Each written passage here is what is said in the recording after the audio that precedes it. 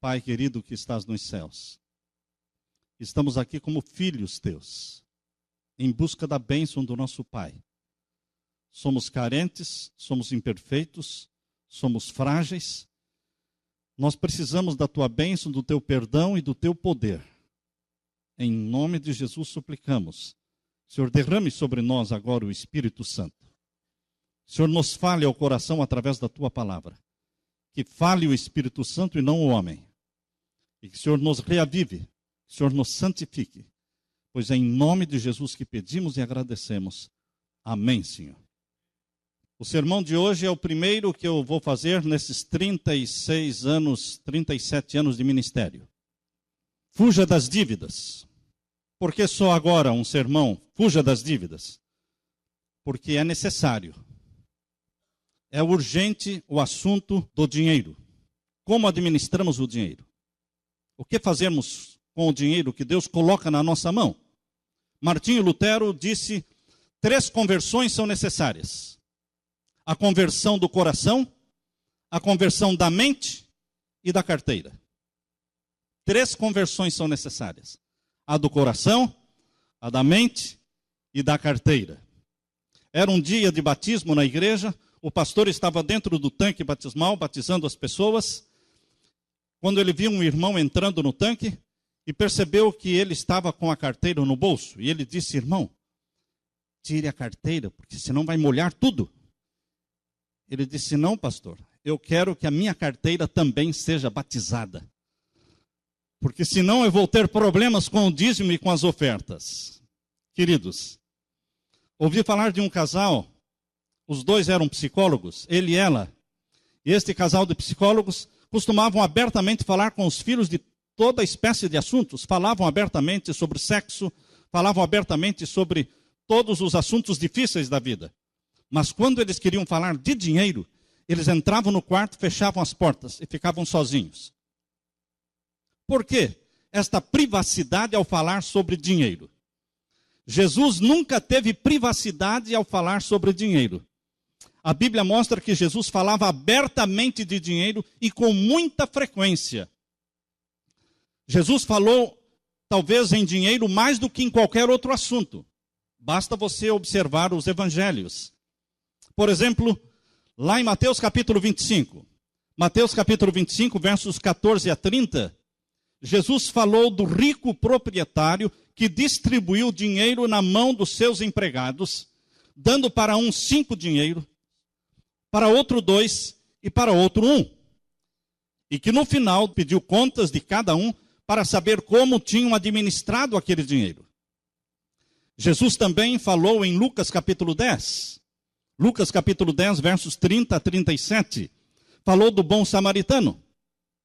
Falou do homem que estava descendo da estrada que ia de Jerusalém para Jericó e foi assaltado por ladrões, foi espancado, ficou quase morto. E falou do bom samaritano que passou por ali, parou, curou as suas feridas, colocou no seu animal, carregou até uma pensão, uma hospedagem, pagou e disse para o dono da hospedagem: cuide deste homem, e tudo o que você gastar, eu pagarei.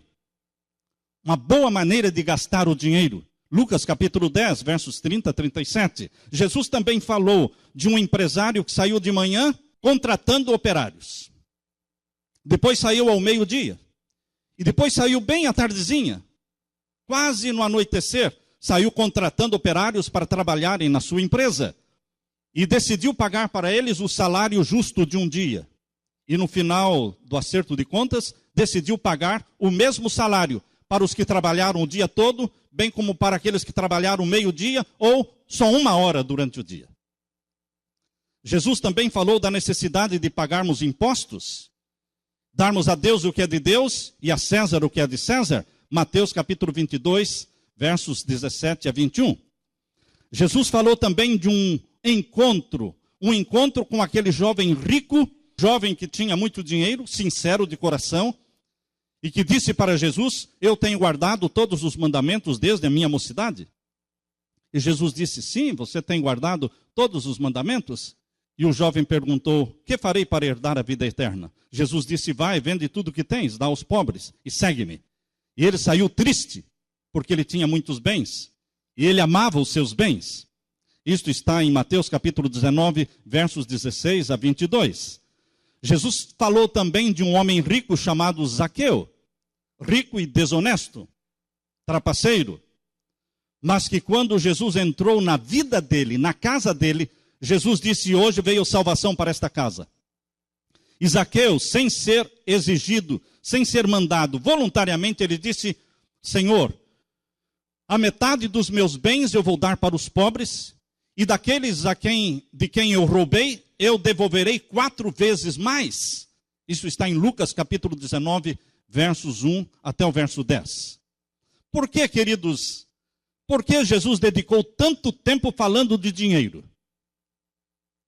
Porque a maneira como nós usamos o dinheiro determina quem possui o nosso coração. De quem somos servos? De Jesus ou de Mamon, o demônio das riquezas? A maneira como usamos o dinheiro mostra claramente onde está o nosso tesouro. No céu ou na terra? Onde está o nosso coração? Jesus nos deu uma fórmula muito simples para descobrir onde está o nosso coração. Ele disse: onde estiver o tesouro, ali estará também o coração. Portanto, é uma fórmula simples para você descobrir se está salvo ou perdido. Muito simples. Onde está o seu tesouro? Onde você faz os seus investimentos? No céu ou na terra? No tempo de Jesus, os ricos eram vistos como pessoas abençoadas por Deus. No tempo de Jesus, os ricos eram vistos como pessoas salvas, agraciadas por Deus. E os pobres como pessoas amaldiçoadas e perdidas. Vejam só o que o povo pensava acerca do rico e do pobre nos dias de Jesus. Mas Jesus, ele ousou falar sobre um assunto muito difícil. Ele entrou num assunto delicado e complicado e começou a falar dos ricos, dizendo: em verdade vos digo que é difícil entrar um rico no céu. Mateus capítulo 19, versos 23 e 24. Queridos, Jesus tocou num assunto muito delicado, mas que precisava ser tocado. Como nós já dissemos, Jesus falou de dinheiro mais do que qualquer outro assunto na Bíblia. Falou da necessidade de se fazer um orçamento antes de se construir uma casa.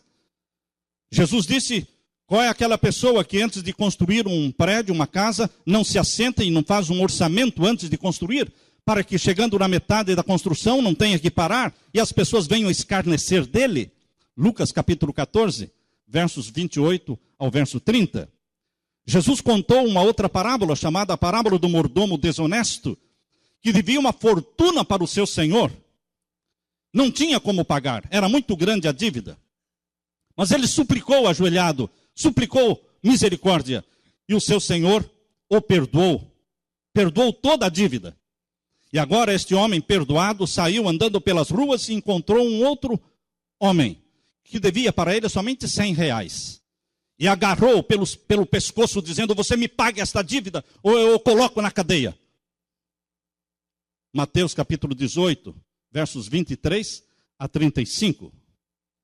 Jesus também falou de um homem rico, chamando-o de louco, porque ele se propôs a encher os seus armazéns de bens, de fazer uma poupança bem grande, e depois de ter os armazéns lotados, e com a sua poupança, suas reservas, ele disse: descansa minha alma, agora eu não trabalho mais, agora eu vou usar o pé de meia que eu fiz. E Jesus falou: louco, esta noite pedirão a tua alma, o que tens preparado para quem será? Lucas capítulo 12, verso 20. Jesus falou com muita ênfase em Mateus capítulo 6.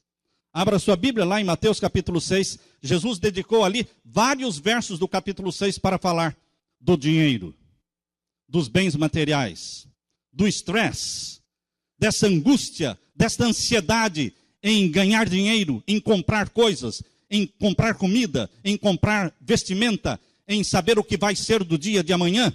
E Jesus, no capítulo 6, versos 25 a 34, disse: não vos inquieteis, dizendo: o que comeremos? Ou o que beberemos? Ou o que vestiremos? Porque os pagãos, os que não conhecem a Deus, se preocupam com estas coisas. E ele termina dizendo no capítulo 6, verso 33, busquem em primeiro lugar o reino de Deus e a sua justiça, e todas estas outras coisas vos serão acrescentadas. Jesus também contou a parábola do rico e do Lázaro. Uma parábola complicada, difícil. Por quê?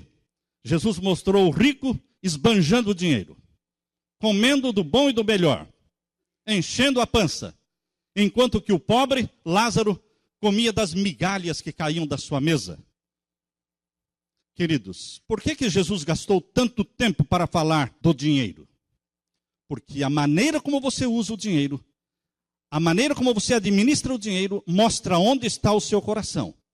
Mostra se você pertence ao céu ou se pertence à terra. Se você está salvo ou se você está perdido. Se você é servo de Jesus ou se você é servo do demônio chamado Mamon.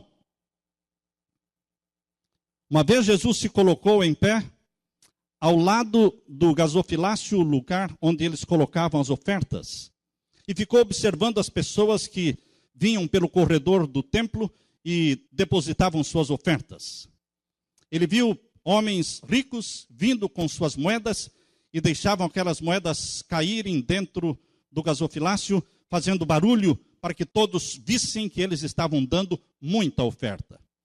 E Jesus observou também uma viúva pobre que veio humildemente, quieta, de cabeça baixa, e humildemente colocou 2 moedinhas que significavam 1 centavo. As 2 moedinhas valiam 1 centavo. Nada. E ele disse, os outros que deram, muito deram do que lhes sobrava. Mas esta viúva deu tudo o que tinha. Bem-aventurado é aquele que dá com sacrifício. Queridos, no Apocalipse, quando Jesus vai terminando a Bíblia, lá no Apocalipse ele se manifesta mais uma vez falando do dinheiro. Em Apocalipse capítulo 3, verso 17, falando dos cristãos de Laodiceia, Jesus diz assim, vocês estão dizendo, eu sou rico e de nada tenho falta, e não sabes que és um miserável, pobre, cego e nu. Jesus realmente dedicou muito tempo do seu apertado calendário, do seu apertado ministério de 3 anos e meio aqui na terra, ele dedicou muito tempo para falar de dinheiro.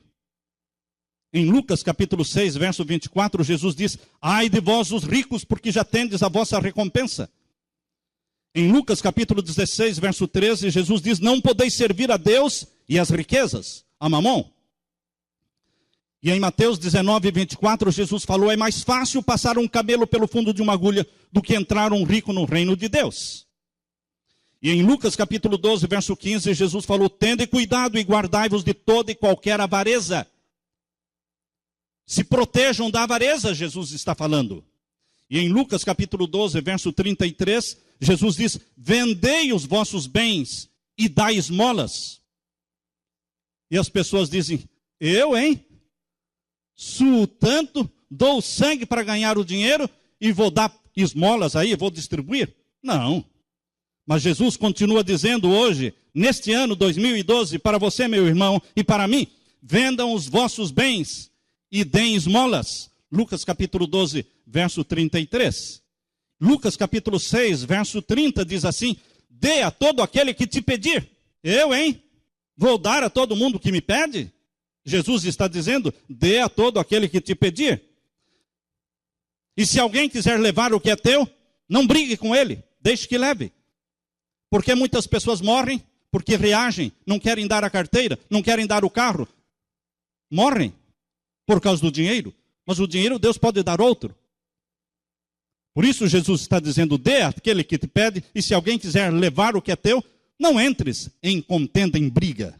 Lucas capítulo 6, verso 30. Nós poderíamos acrescentar, irmãos, muitos outros versos da Bíblia que tratam diretamente do dinheiro. Mas será que o ser humano quer saber disso? Pode ser que alguém esteja pensando, só faltava essa. Eu vim aqui para ouvir a palavra de Deus E olha o que o pastor está pregando, de dinheiro. Eu não vim aqui para ouvir falar de dinheiro. Jesus dedicou muito tempo para falar de dinheiro. Você quer saber o que Deus pensa sobre o dinheiro? O que a grande maioria quer é comprar, vender, acumular, fazer um pé de meia. O que eu sempre ouço as pessoas dizendo é: pastor, eu estou aqui temporariamente. Eu penso que ele vai falar: eu estou indo para o céu, estou aqui de passagem. Mas não, ele fala assim: eu estou aqui temporariamente, eu vou voltar, fazer o meu pé de meia e voltar para o Brasil. Ah, bom. Diferente. Não é o peregrino que está aqui temporariamente, mas com o olho no céu, com o foco no céu. As pessoas estão temporariamente buscando fazer um pé de meia para voltar e desfrutar da aposentadoria. Queridos, o que a maioria quer? Comprar, vender, acumular, fazer uma poupança. Não há um sincero interesse em saber o que a Bíblia fala sobre o dinheiro e as riquezas? Mas a Bíblia assim mesmo fala abundantemente sobre isso. A Bíblia apresenta um quadro verdadeiramente sombrio para os ricos, mostrando a dificuldade que os ricos terão para se salvar. Pastor, então como é que fica este povo que prega sobre a teologia da prosperidade? Que Deus quer que todo mundo fique rico? Eu não sei de onde eles tiraram essa teologia, não é da Bíblia. As igrejas que pregam a teologia da prosperidade são as que mais atraem pessoas. Todo mundo quer ficar rico. Até aqui nós estamos falando de pessoas que acumulam dinheiro ou que amam o dinheiro, mas o dinheiro é deles. Eles ganharam aquele dinheiro, honesta ou desonestamente, mas ganharam. Mas agora nós vamos mudar um pouco o foco. Esqueça o rico. Esqueça aqueles que ganharam dinheiro e esbanjam ou acumulam. Mudando o foco, vamos falar agora do outro extremo. Pois Satanás joga nos dois extremos. Satanás é 8 ou 80. Ou ele faz as pessoas viverem escravas do dinheiro, colocando o tesouro, o dinheiro na terra, ou ele faz com que os pobres vivam como escravos das dívidas. De qualquer forma, as pessoas estão escravas do dinheiro. Seja do dinheiro acumulado em casas, fazendas e bens, ou seja do dinheiro que nós devemos, estamos pagando juros, estamos pendurados nas dívidas, dos dois extremos. E Jesus fala dos dois extremos. E quer que nós fujamos do poder de Satanás, que trabalha nos dois extremos. O que Deus pensa daqueles que não querem ou não fazem nenhuma poupança? O que Deus pensa daqueles que não fazem nenhuma reserva nem para emergências? Pessoas que se ficarem doentes um dia sequer, já falta comida. Porque não têm o dinheiro para comer nem um dia sequer, se não trabalharem. Se ficarem uma semana então doentes, pronto, já não tem mais o dinheiro para pagar o aluguel. E elas dizem: eu vivo pela fé. Não, você não está vivendo pela fé. Você está vivendo pela presunção. Presunção. Porque Deus aconselha a termos uma reserva para emergências. Deus não quer que acumulemos na terra, porque onde estiver o tesouro estará o coração, mas Deus também não quer que você viva sem nenhuma reserva, dependendo de um favor se ficar um dia sem trabalhar. É o equilíbrio, meus queridos. Uns são preguiçosos, não gostam de trabalhar.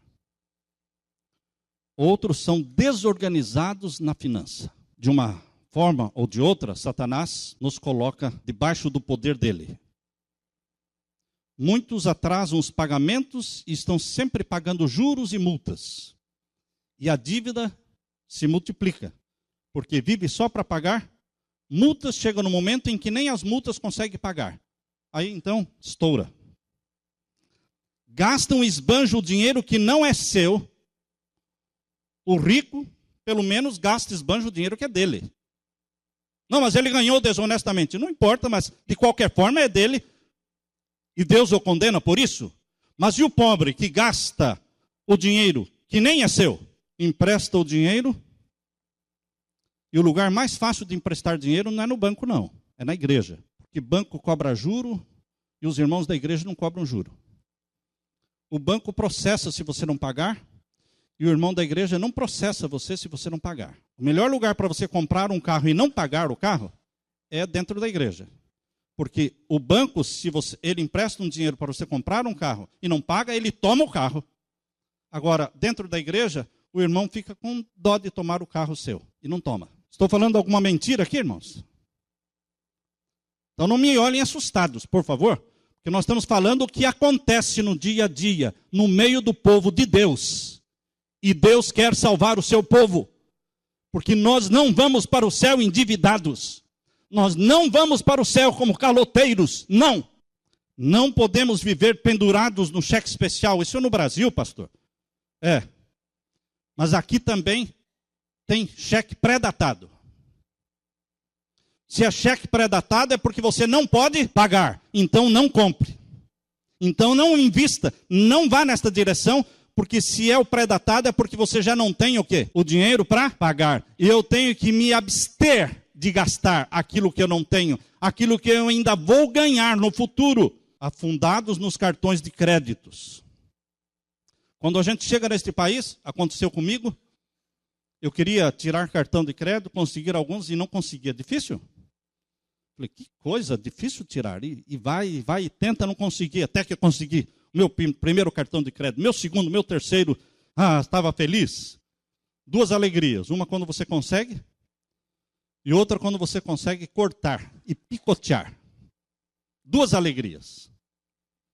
Confesso que a alegria minha, quando eu consegui picotear os cartões de crédito, foi maior do que quando eu consegui ganhar os cartões de crédito. Queridos, pedir dinheiro emprestado para parentes e amigos, irmãos da igreja, pegando de um para pagar o outro. Sabe como é que é a história? Eu empresto desse aqui para pagar aquele. Eu empresto do outro para pagar este. E assim vai um ciclo, é um rolo, é uma roda gigante. Dentro da igreja, por causa da amizade, fica mais fácil. Por causa da confiança que um irmão tem no outro, fica mais fácil. E alguns chegam para mim e dizem, pastor, por favor, me ajude. Fulano de tal não me paga. O que o senhor pode fazer? Eles não perguntam para mim antes de emprestar o dinheiro. Por que o senhor não veio antes para mim e disse, pastor, tem um irmão pedindo dinheiro emprestado, devo emprestar ou não? Eu diria o quê? Não. Não? Não. Não, mas está precisando? Não empreste. Você pode dar? Não, dar eu não posso. Então, acabou o assunto. Se você pode dar, dê. Mas ele está pedindo emprestado. Bom, você acha que você pode emprestar para ele? Se ele não pagar, você vai ficar feliz, não vai reclamar, vai ficar tudo 100%? Sim. Então pode emprestar para ele. Porque você está dando mesmo o dinheiro. Mas se você vai emprestar um dinheiro que você precisa, se você vai emprestar o dinheiro para o seu irmão, e se ele não pagar, você vai ficar chateado e vai transferir para dentro da igreja a briga, então não empreste. Vá ao banco. Ele vai ao banco pedir. Não, mas não tem crédito. Esse é o problema. Se não tem crédito para pedir dinheiro emprestado no banco, é porque não é bom emprestar dinheiro para ele. E quando se fala em juro, então, irmãos, aí é um pecado maior. Pessoas que emprestam dinheiro a juro. Um pastor morreu, depois da sua morte descobriram que ele tinha milhares e milhares de reais emprestados a juro.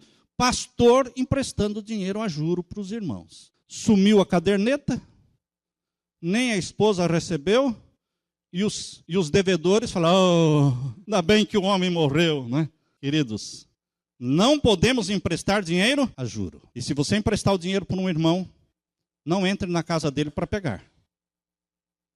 Um ancião de igreja disse, eu vou, pastor, hoje eu vou lá na casa do irmão. Isso foi lá no Paraná. Ele tem uma geladeira nova, eu vou pegar a geladeira. Porque não é justo isso. Ele me deve esse dinheiro, não me paga. Eu disse, você não vai na casa dele, você não vai entrar na casa dele, pegar a geladeira e ponto final. Porque a Bíblia proíbe isso. Você emprestou dinheiro, ele era um fazendeiro, tinha fazenda. Você emprestou dinheiro porque quis. E agora se ele pagar, tudo bem. Se ele não pagar, perdoe. Perdoe. Agora, queridos, de vez em quando eu encontro alguém na porta da igreja que eu não conheço.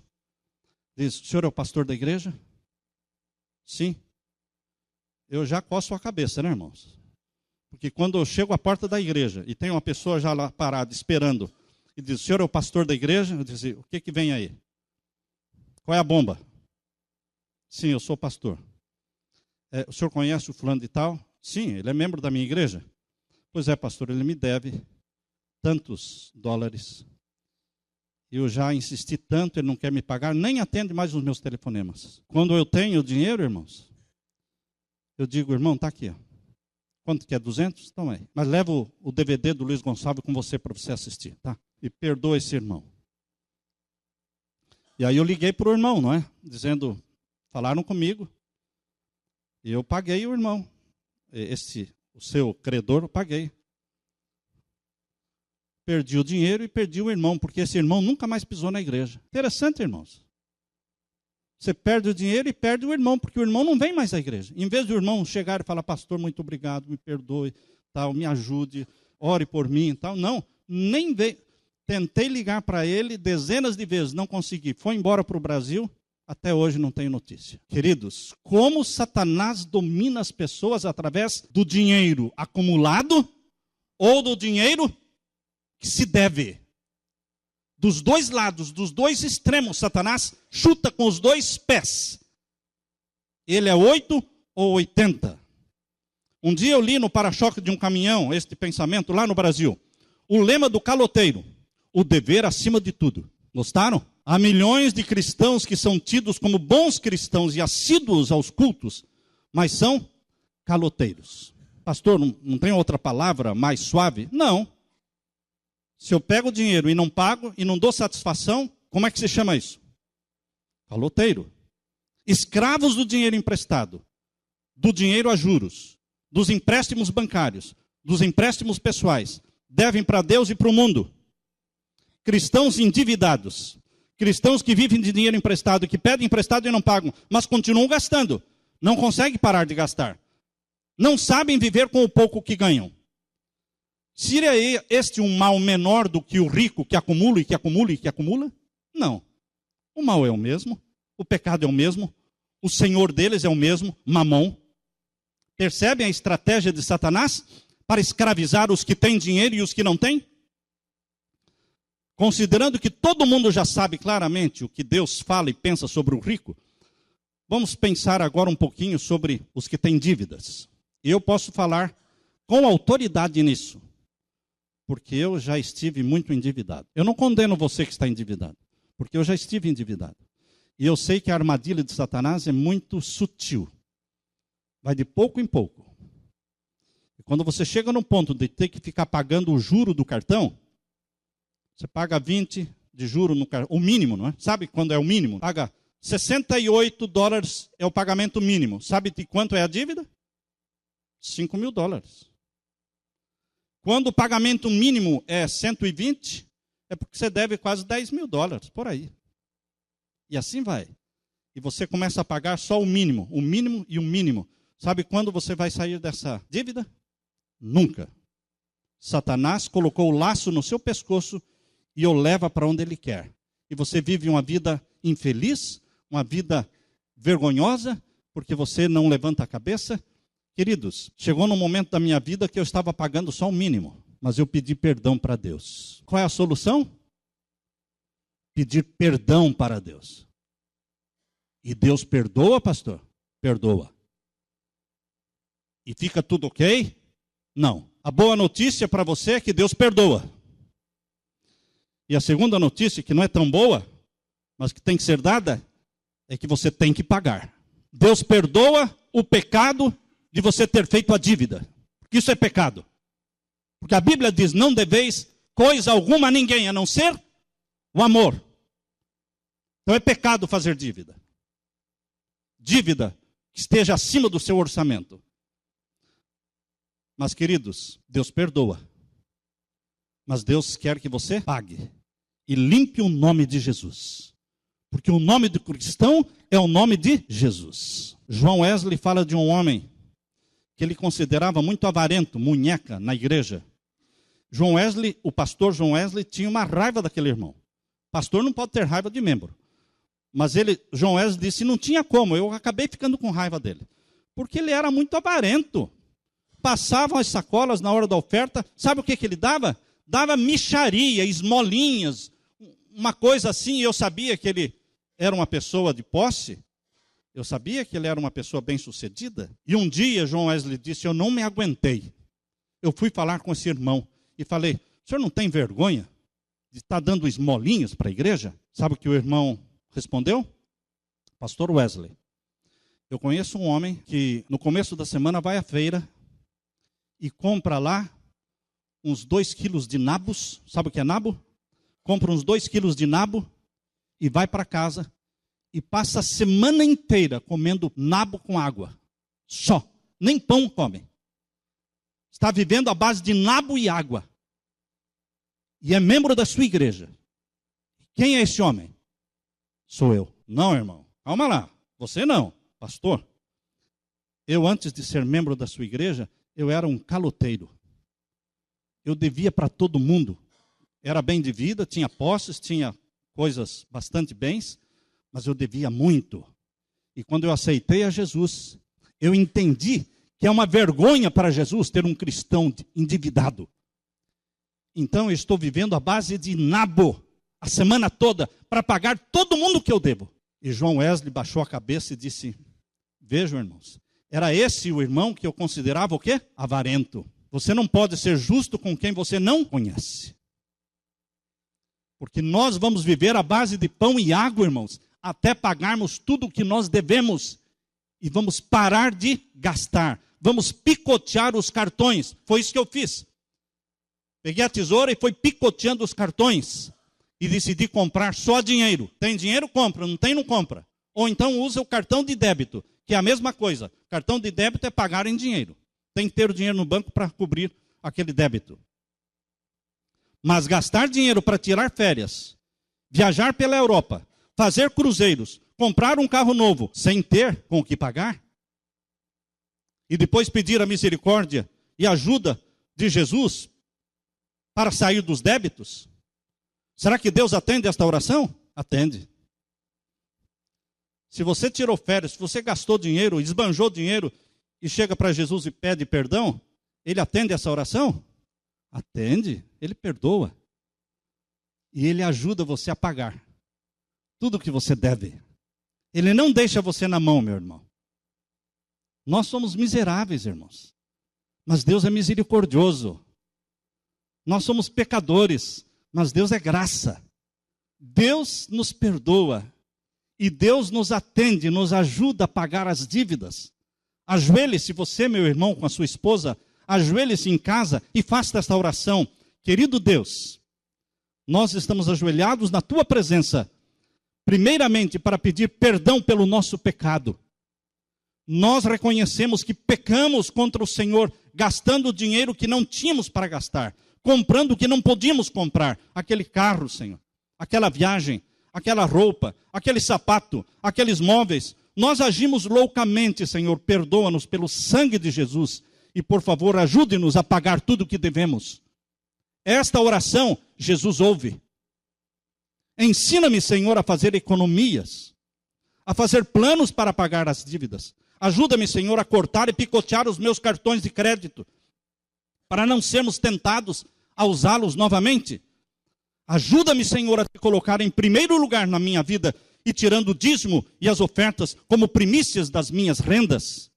Dá-me coragem, Senhor, para procurar as pessoas a quem eu devo, os meus credores, explicar para elas da minha decisão de pedir perdão a Deus e de pagar tudo o que devo. Tem misericórdia. Queridos, a Bíblia chama o Deus dinheiro de Mamon.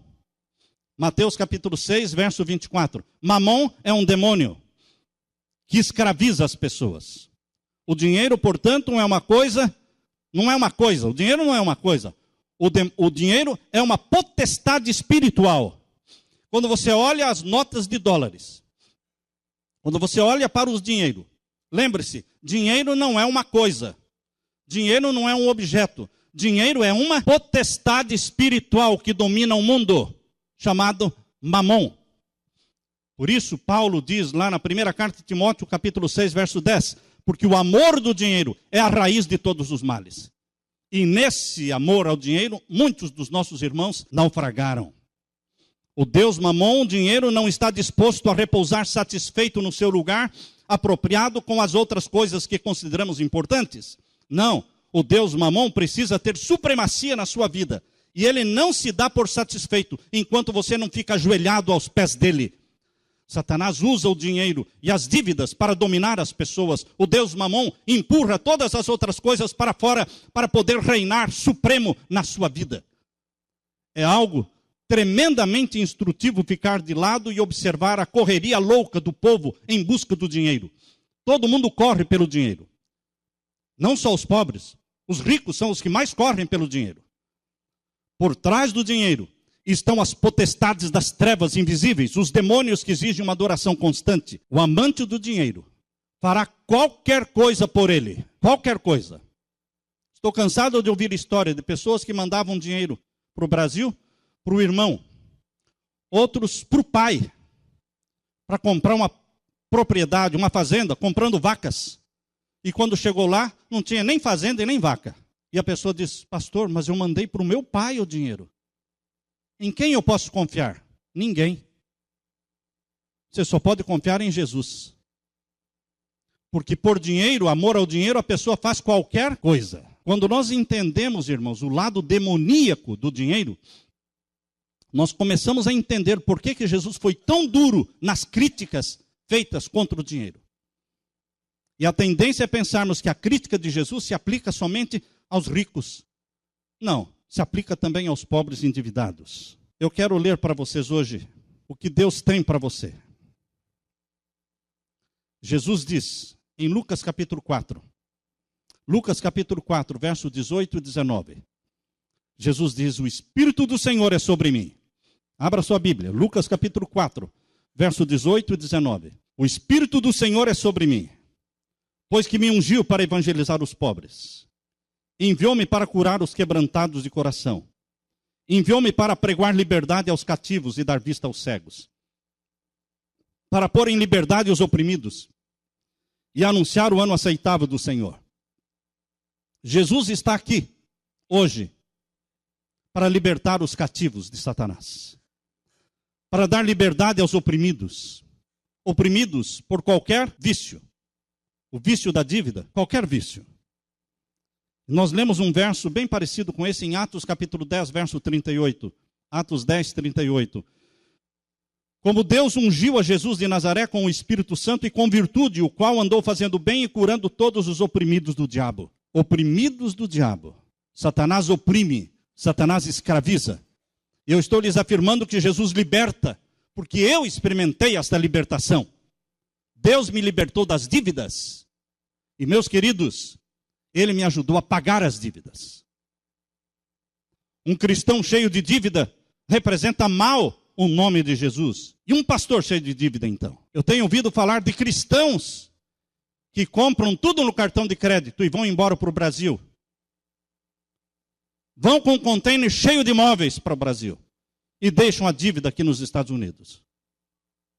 E depois de 5, 6, 7 anos, quando tudo zera não porque eles pagaram, zera porque caducou a dívida. Eles voltam. Queridos, como vamos entrar no céu com essa ficha? Só pelo sangue de Jesus. Esta ficha pode ser purificada e perdoada. Mas não é só perdão. Nós temos que nos propor a quê? A pagar. A ir aos credores e pedir perdão e explicar da nossa decisão de pagar. Jesus disse, as raposas têm seus covis e as aves têm seus ninhos, mas o Filho do Homem não tem onde reclinar a cabeça. Mateus 8:20. Mas Jesus não tinha nada, mas também não devia nada.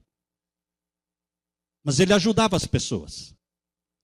Sabem que em 2010, 1.530.078 pessoas declararam falência?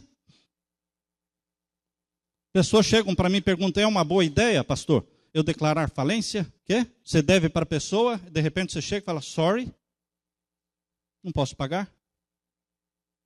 Simples? Simples assim? E vai para o céu assim? Isso é arrependimento? Não, irmãos. Se a gente não paga, a gente não aprende a lição. Mas uma lição bem aprendida dura para a vida toda. Então, para a lição ser bem aprendida, não basta só pedir perdão. Não basta só dizer sorry. Eu tenho que falar, eu vou pagar. Eu vou lutar o resto da minha vida para restituir para você o prejuízo que eu dei para você. Mas a maioria pretende abrir o quê? Falência. Em um ano, 1.530.078 pessoas abriram falência. São 29 mil pessoas por semana abrindo falência nesse país, nos Estados Unidos. O que vocês acham disso? Está certo? No livro Mordomia e Prosperidade, Deus fala assim, na página 253. Privai-vos da comida, privai-vos do sono, de preferência a serem culpados de reter de outros aquilo que lhes é devido. O que Deus está falando? Se prive do sono, se prive da comida, se prive de qualquer coisa, mas não deixe de devolver aos outros o que pertence a eles. O 8º mandamento que diz, não furtarás, proíbe o engano no comércio e requer o pagamento de dívidas e o pagamento de salários justos. O mandamento não furtarás significa que toda tentativa de se obter vantagem da ignorância de alguém, da sua fraqueza ou da sua infelicidade, é registrada no livro do céu como fraude. Façam com Deus o solene concerto. Paguem vossas dívidas e a ninguém devam coisa alguma a não ser, mesmo que tenham que viver à base de pão e água. Mordomia e Prosperidade, página 257. Evitem contrair dívidas assim como se evitam a lepra. Por isso, o título do sermão é Fujam das dívidas, como fogem da lepra. Estejam determinados a nunca mais tornar a incorrer em dívidas. É melhor se negar em 1000 coisas a incorrer em débito. O que fazer para liquidar as dívidas? Primeiro, irmãos, peçam perdão a Deus pelo pecado da dívida e sejam fiéis a Deus nos dízimos e nas ofertas. Em primeiro lugar, isso vem no top da lista. Pedir perdão a Deus e propor no coração ser fiel nos dízimos e nas ofertas. Segundo lugar, cortem e piquem os cartões de crédito usando somente os cartões de débito ou cash. Terceiro, vendam tudo o que puderem vender. E cortem os gastos supérfluos, como TV a cabo, celulares para os filhos, lanches fora de casa, passeios. Ah, a igreja vai fazer um passeio. Não vou, não tenho dinheiro. Eu estou pagando minhas dívidas. Compras, doces, refrigerantes. Expliquem para os filhos as razões dessas decisões drásticas. Explique para os filhos. Nós estamos com essas decisões duras porque nós temos que ser honestos. Nós temos que pagar o que nós devemos. As crianças vão entender e vão aprender a ser honestas também. Em quarto lugar, faça uma lista de todas as dívidas, começando com as maiores, até chegar às menores. Faça uma lista começando com as maiores dívidas, até chegar nas menores. E se proponham a começar a pagar as menores. Vão pagando o mínimo de cada uma, mas vão investindo um pouco mais nas menores. E quando você acabar de pagar a menor, você pega aquele dinheiro que gastava na menor, joga na segunda. Termina de pagar a segunda menor e joga aquela importância para pagar a terceira menor. E assim você vai ver como você vai crescendo no pagamento e liquidando. Pouco a pouco, com oração, com jejum, com economias. E em nome de Jesus e pelo sangue de Jesus, você vai ser um homem e uma mulher vitoriosos, libertos do demônio Mamon. Amém, irmãos? Amém? Louvado seja o Deus da graça e da misericórdia. Eu quero fazer uma oração agora. Não quero que você se manifeste, levante a mão, mas eu quero que você, onde estiver, você se ajoelhe. E eu quero pedir a graça e a misericórdia de Deus sobre nós, porque todos nós precisamos da sua graça. Oremos ao Senhor. Pai Santo que estás nos céus, estamos ajoelhados na tua presença, não como melhores ou piores do que os outros, mas como pessoas frágeis, pecadoras. Muitas vezes caímos, Pai, na armadilha da dívida e queremos pedir perdão, Senhor.